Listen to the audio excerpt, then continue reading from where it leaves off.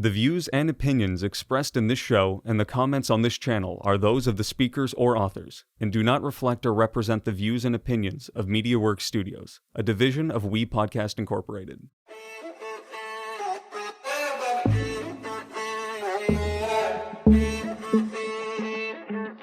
Thank you for listening to KC Keeping It Real. I'm Kim, a communications professional, single mom, and lover of pop culture, current events, politics, and meeting interesting people. And now podcast host to KC Keeping It Real, where I talk to a variety of guests. Today, we are talking with Mark Henick, a mental health advocate and strategist, and also a top 50 TEDx speaker. Mark is also the keynote speaker on May 4th for Wake Up, Speak Up, our breakfast series sponsored by the Canadian Mental Health Association, Windsor-Essex County branch, and Hotel Dieu Grace Healthcare. So we'll encourage you to check out windsoressex.cmha.ca and look under events for more information, because you won't want to miss this. With over 6 million views, Mark's TEDx talk, Why We Choose Suicide, is among the most watched in the world. His story of searching for the man in the light brown jacket who saved his life from a teenage suicide attempt captured global attention, and when he learned of products being sold on Amazon that promoted suicide, his successful online petition to have them removed garnered tens of thousands of signatures. Mark has dedicated his life from an early age to opening minds and creating change. His talks are informed by his direct experience with stigma and the mental health care system, and he brings his diverse and unique perspective to every audience as someone who has been a patient, a professional, a policy influencer, and a public figure in the mental health system. Mark is currently the principal and CEO of a boutique consulting firm that helps individuals, companies, and governments to move strategically from awareness to action in improving mental health and wellness.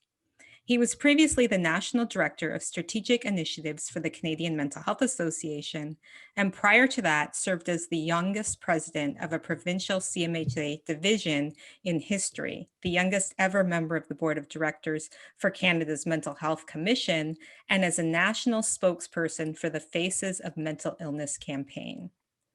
Mark has appeared in hundreds of television, radio, print, and online media features on mental health.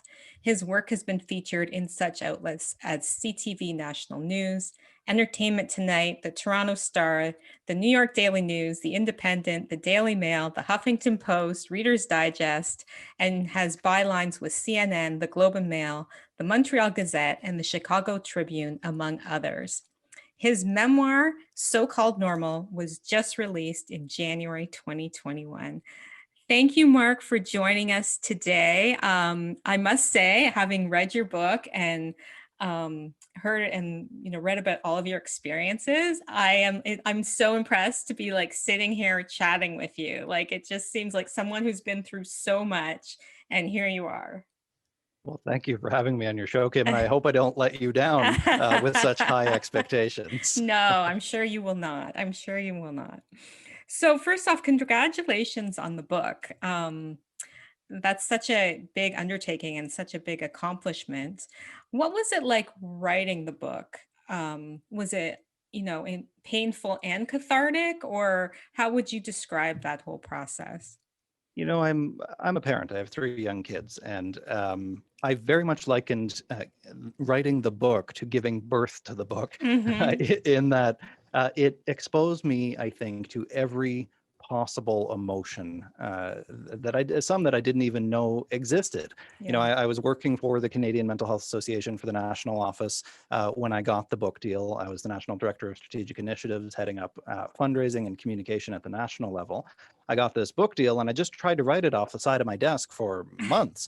And it wasn't happening for me because, I'm the type of person, I'm so single-minded, so single-tracked that I just have to focus. And there's a certain intensity, I think, that comes with that, but also a certain creative flourishing that comes with that. So when I realized it wasn't happening for that reason and a number of others, I left CMHA to dedicate myself fully and wholly to the book. I thought, if this might be the only chance that I get to tell my story in this kind of way. So I'm going to do it fully, authentically. I'm going to do it right. I'm going to plunge into the depths of my own mind and history. And you know, I wasn't fully prepared for everything that I found down there, but I'm so glad that I did, because it was incredibly healing. Yeah, no kidding. And did you journal growing up? Like, just the details and all of those experiences, like, you know, especially in the past year, I forget what happened 2 days ago. So how, like, was that just all in your memory, or did you have it written down anywhere? So it turns out that a lot of it was in there. I Hmm. also pulled my medical records from that whole period of my life, police records, school records. I talked to other people who were with me at the time, family and friends. But then one of the most interesting things that happened, I think, was that I left my job. I went away to a Trappist monastery in the woods. I lived there for more than a month.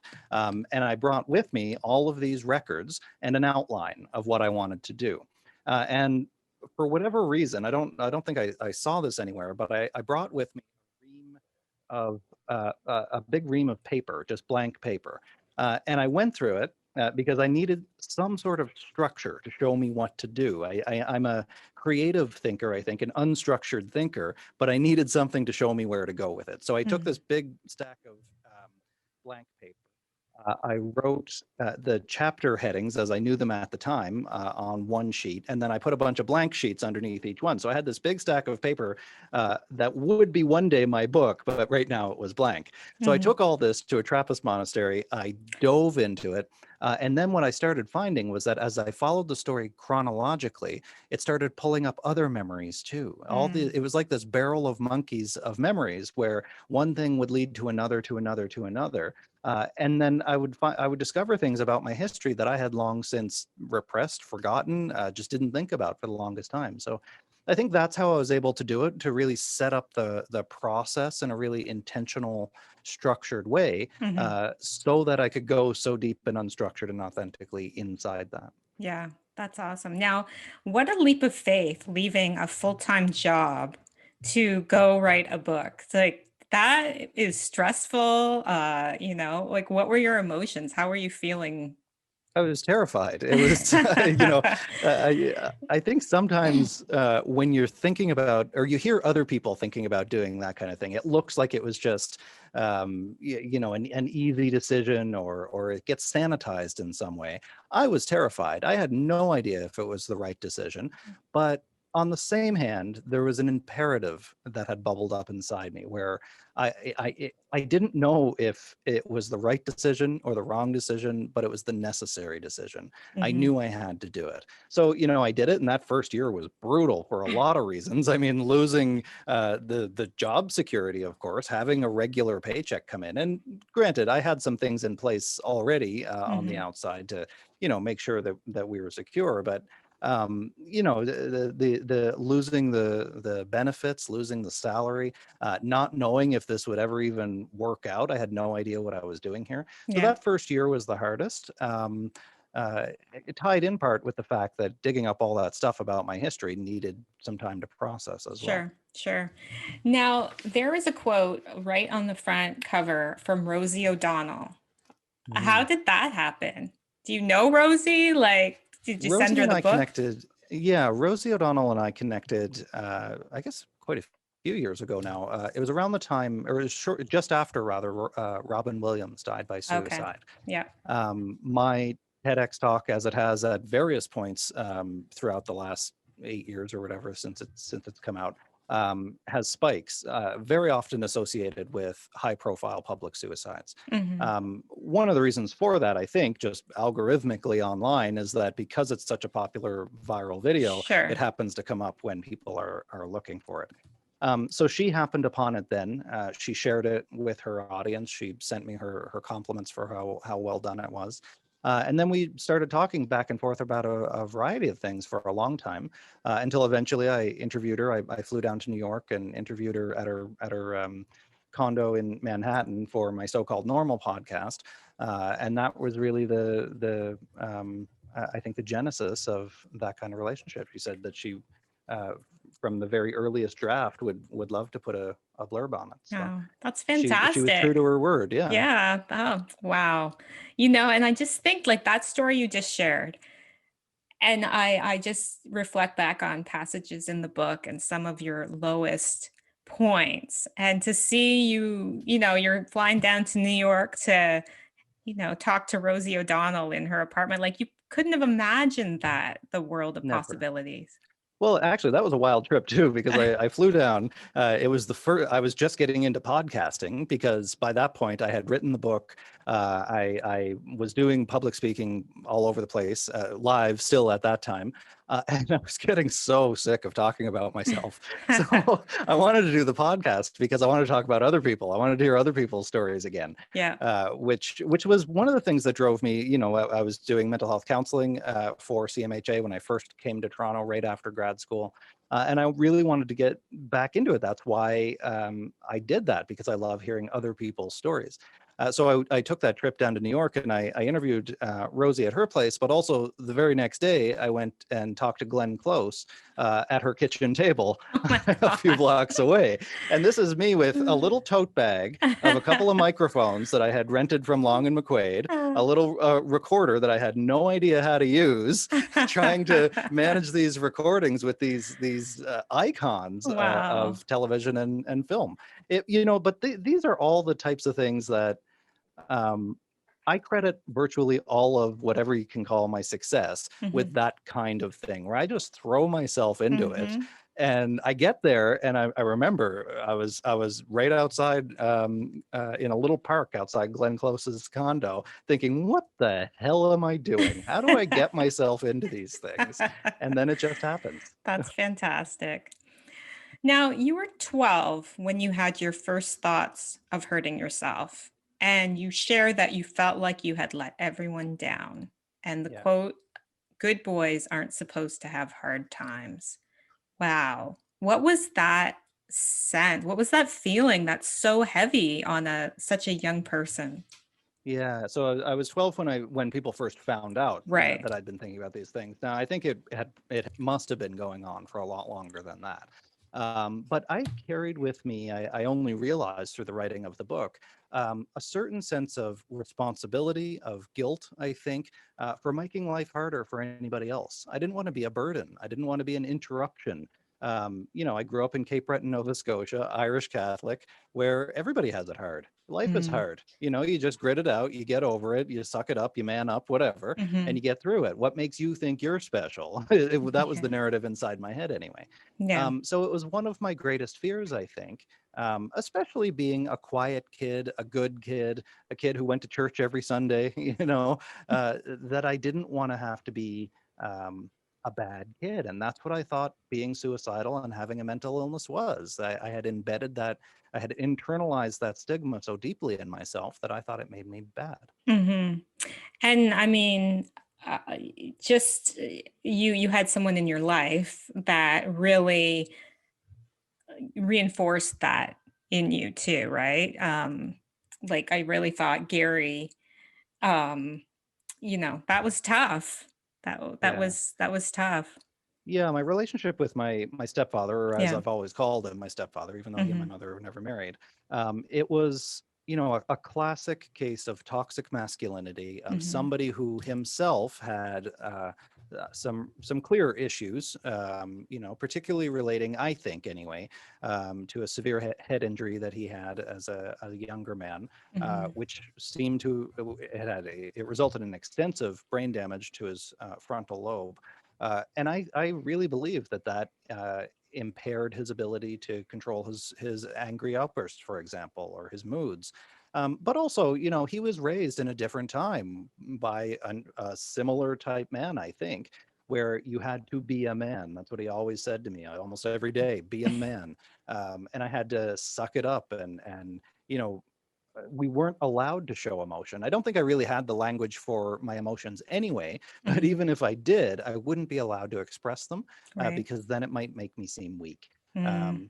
And one of the things that I found happened, and I didn't realize again that this had happened until after I had written the book, that a lot of those self-critical narratives that bounced around, ruminated around inside my own head for virtually all of my life, I think in many ways it started in that place with his voice and other people's voices, that it then eventually morphed into my own voice, right? So I think that really speaks to the power of what we say, the words we use and the tone we use with young kids, that eventually filters into how they talk to themselves. Sure.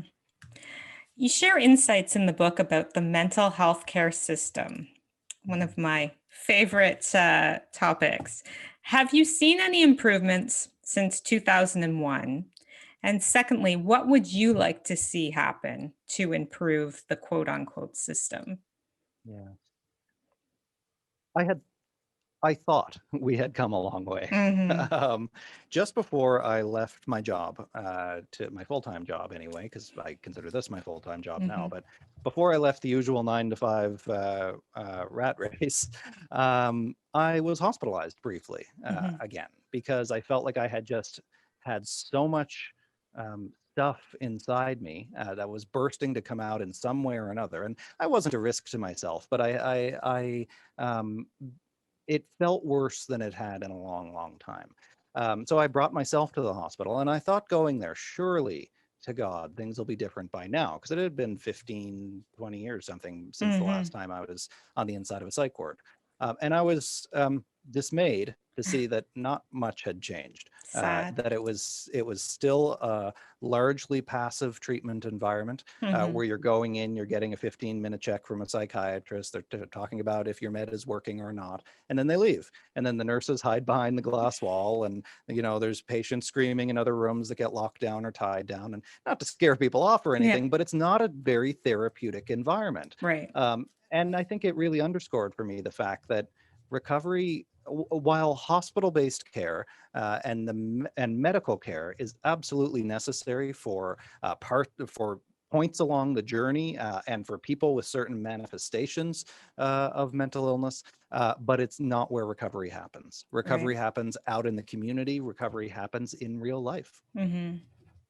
I thought it was really interesting too I think it was when your wife went to have your son, and you said it was so evident where the donations are directed in hospitals, right? So the maternity wing, cancer centers, pediatrics. And it's so sad. Like, I understand that you can't have all the bells and whistles on a psychiatric floor for safety reasons, but why does it have to look like it's such a second cousin to the rest of the world? Well, that's it. And a lot of this environmental design stuff too isn't necessarily based in research. For example, there's a good amount of research to suggest that nursing and medical staff don't need the so-called fishbowl, that they're not really at any real risk, depending on the unit they're in, of course, but for the majority of psychiatric inpatient care, it's not necessary. And it's alienating to the people who are there. It makes them feel like inmates. So basic things like that, the environmental design certainly has an impact on people, and particularly when you're speaking about children and youth. I mean, when I was going through the bulk or the severe phase of my struggle when I was an adolescent, we didn't have a child and youth adolescent or an adolescent mental health wing at our hospital. We just had the one adult care ward. So when I was brought in there, that was not only not therapeutic for me, it was traumatizing for me in many ways, because I was sharing a space with people who had wildly different needs, who were at a very different stage in their life than I was. So the isolation within the isolation made it even more painful. Yeah, for sure. And then just horrific the way they would transfer someone from one hospital to another, like you're basically tied down, Yeah, correct? so that actually, I was brought from Sydney, Nova Scotia to Halifax, Nova Scotia, which is about a 5-hour or so drive. And it was procedure to strap me down to the stretcher because I was a psych patient. They offered me, I guess, the mercy of something to keep me comfortable, a needle. I don't know what was in it, but it put me to sleep. Yeah. And then arriving at the hospital in Halifax 5 hours later to go to a different unit. And now, actually, I've since heard that they'll transfer at that local hospital in Cape Breton all adolescents to Halifax rather than offering care in the community. So, Wow. I mean, I think this is not a therapeutic way to help people. Hmm. There needs to be, again, there needs to be acute care when needed, but that needs to be a pretty small minority of the system. That shouldn't be the frontline part of the system, Yeah. and it certainly shouldn't be the only aspect of the system. Yeah, for sure.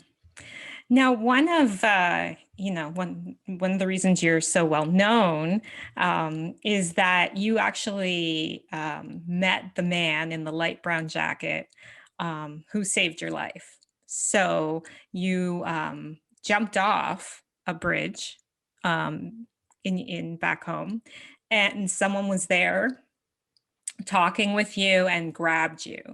And then you went out and publicly, wanted to find him.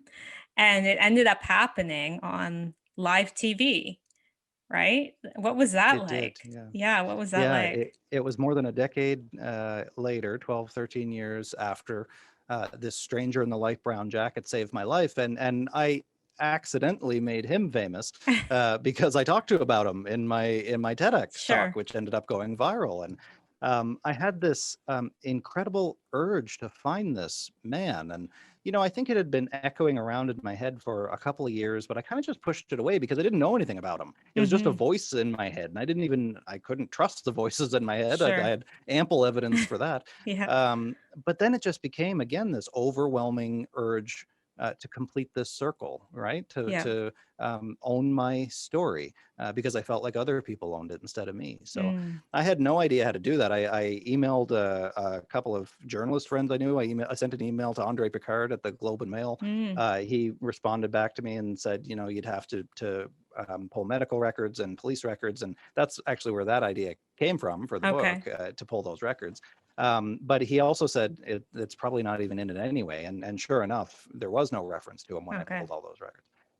So I thought, I'd been doing mental health advocacy from a communications perspective, from a public perspective, virtually all of my professional life, even before that, since high school, when I Hmm. wrote my very first letter to the editor of our local newspaper. Hmm. So I thought, why don't I use the skills or whatever gift I've been given or cultivated or whatever, and apply it to this situation as well. So I called up, or I emailed rather, a producer at Canada AM, which was then Canada's most watched morning news show. I said, I would like to find this stranger that I talked about in my TEDx talk. It was about a dozen years ago. He saved my life, and I know nothing about him. He was wearing a light brown jacket at the time. That's all I knew. And the producer was like, yeah, great, let's do it. Let's go. So I'm like, all right. So I went on at like 5 o'clock in the morning. I told this story. They showed some clips of the TED Talk, and I asked for the public's help in finding this stranger who saved my Sure. life. And I think it was in the car ride from the studio back to my apartment that my Twitter just blows up and my Facebook page and everything. And this story, because it was morning news, how the news cycle kind of works is that all the other producers watch the first things that come on, and then if they find a good story that they don't know about already, then it picks it up for the rest of the news cycle for the rest of the day. So this is what happened. We're one of the top stories in the morning, and then it gets picked up all over the world. It goes across the States and the UK, certainly across Canada, about my quest to find this man who saved my life. So within probably an hour, I guess, I start getting messages on Twitter from people who said they knew who I was talking about.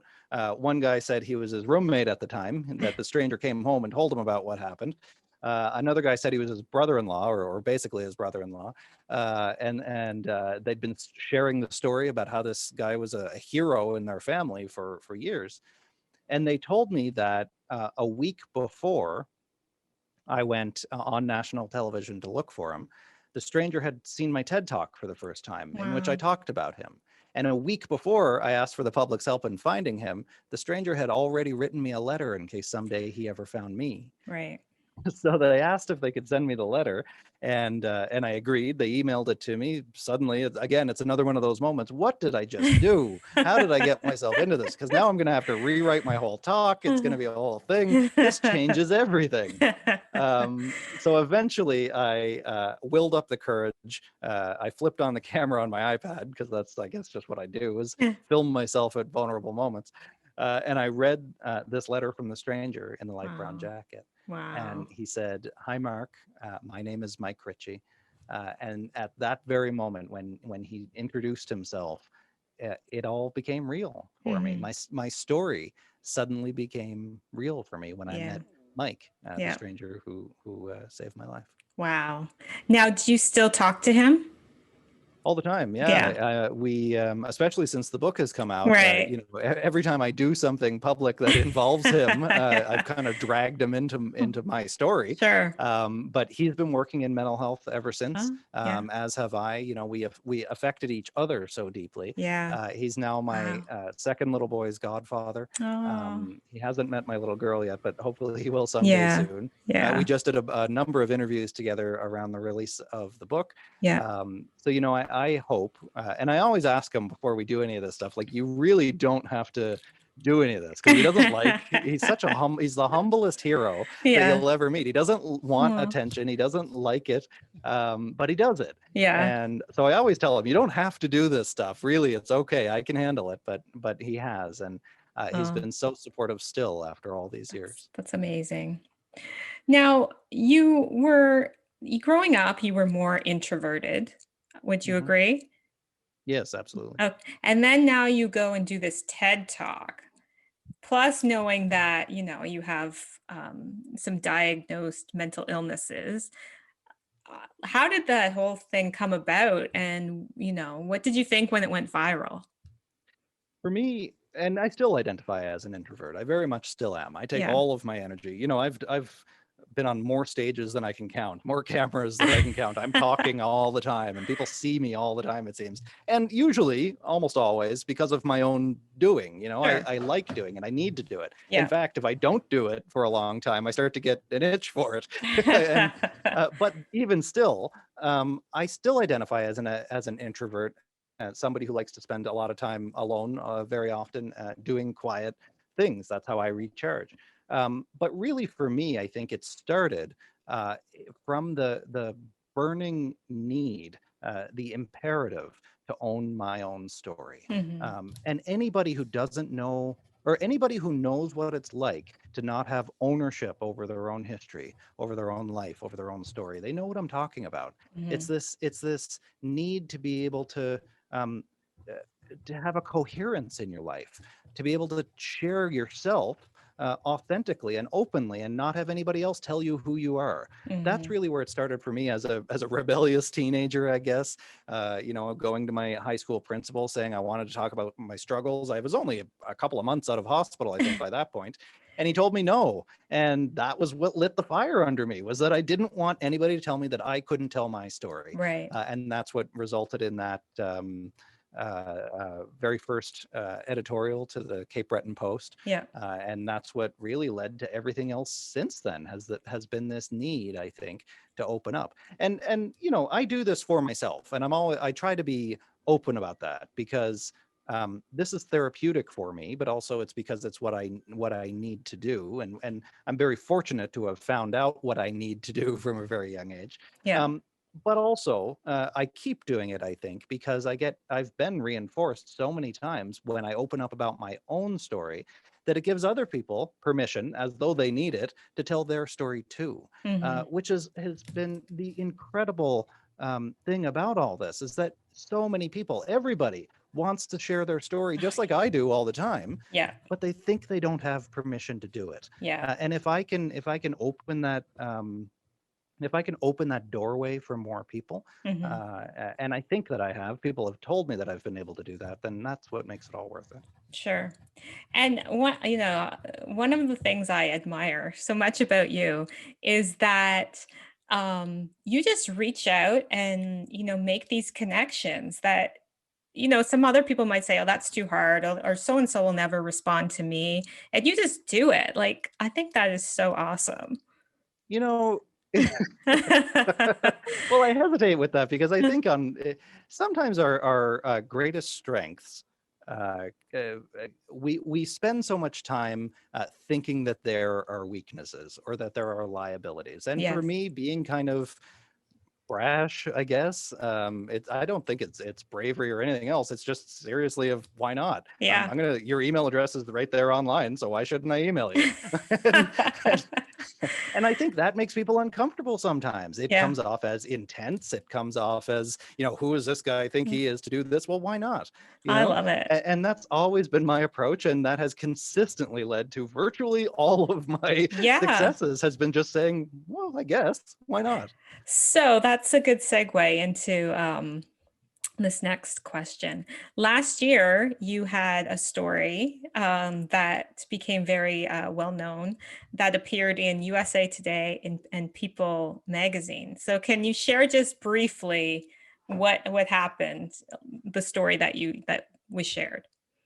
So I had a couple of years earlier in 2017 left my, cushy job with Yes. lots of visibility Yeah. because I had this crazy idea that I needed to be a writer and follow my dreams and all Yeah. this stuff. Turned out not being so, or actually, it turns out all of my craziness has ended up being exactly what I need. But anyway, so I had left my job. I had written the book, but it was languishing in many ways because I'd been through so many drafts and I was just so struggling to get the voice right on it in some ways. And anyway, we'd been through so many edits.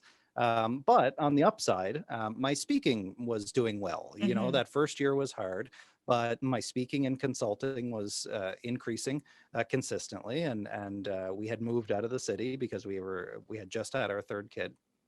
Uh, Still renting a place because we weren't in a position to do that, but we were able to get way more space outside of the city. So we did that.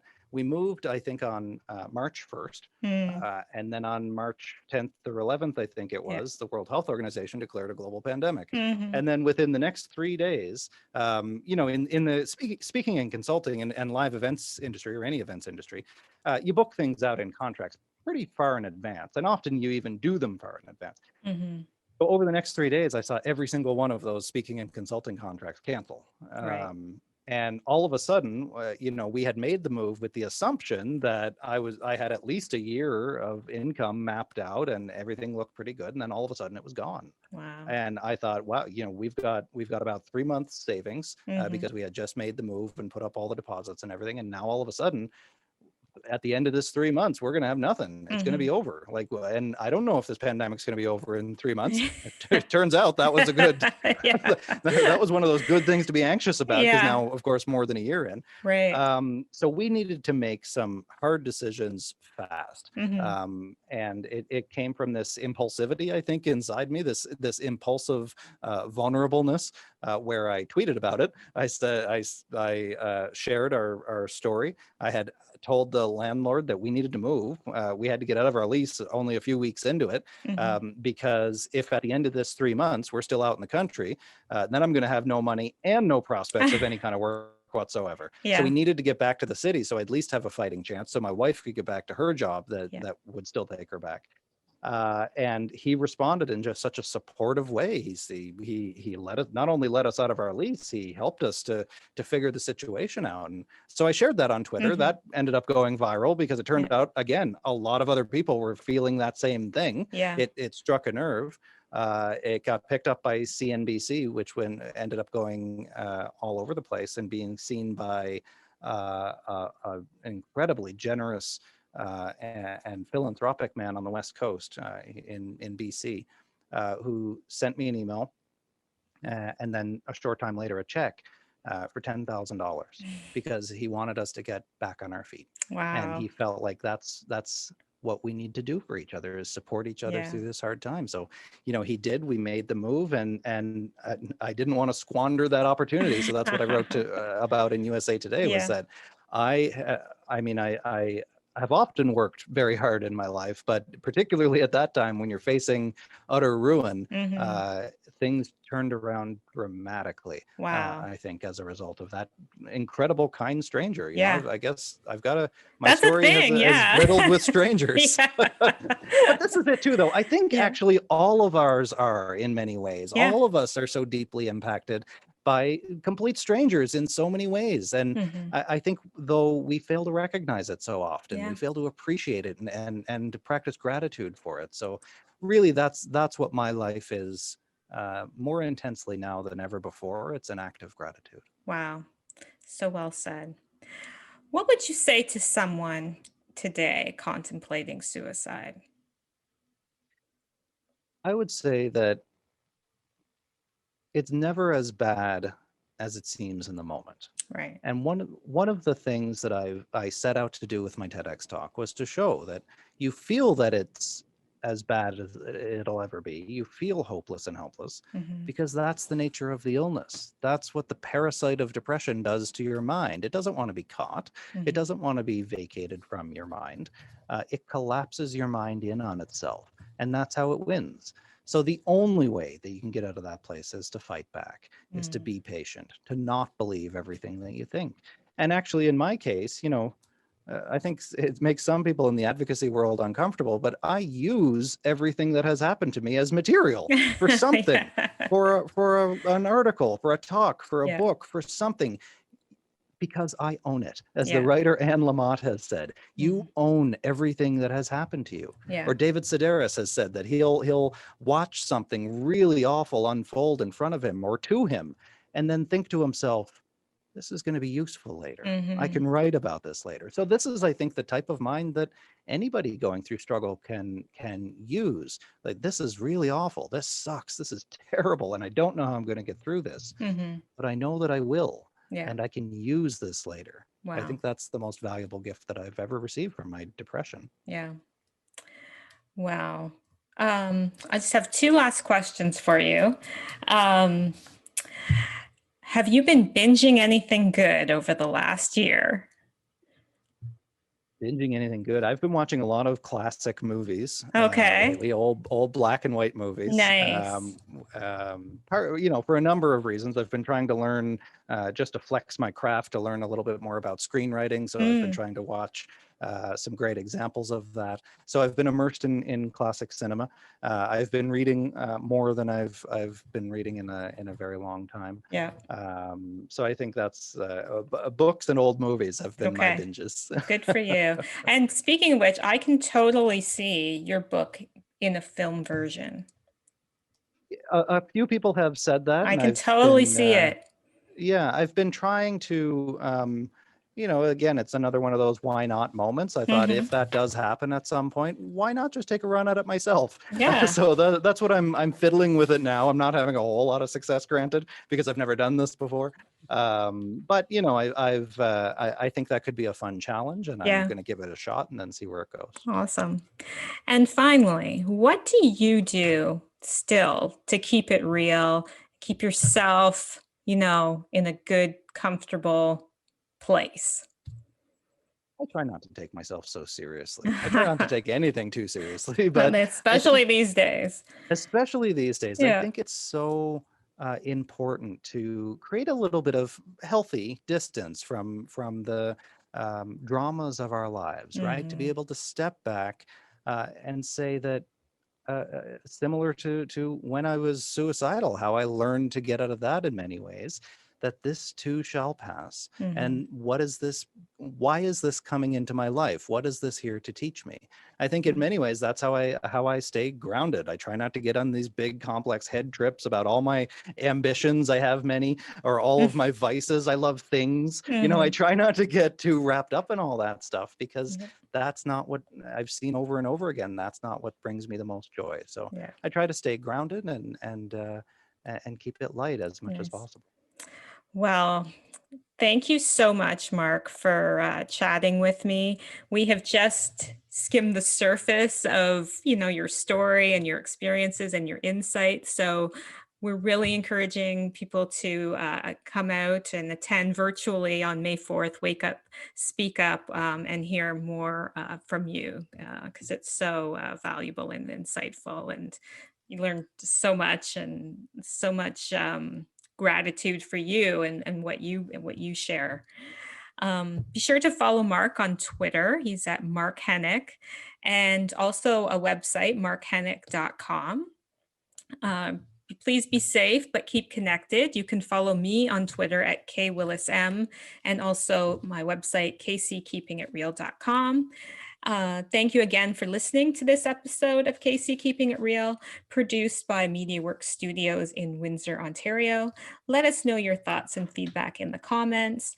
Like us on our Facebook channel at MediaWorks Studios YQG. You can also follow us on Instagram and Twitter at MediaWorks YQG, and subscribe to our YouTube channel, MediaWorks Studios Windsor. That's it for now. See you next time. Bye.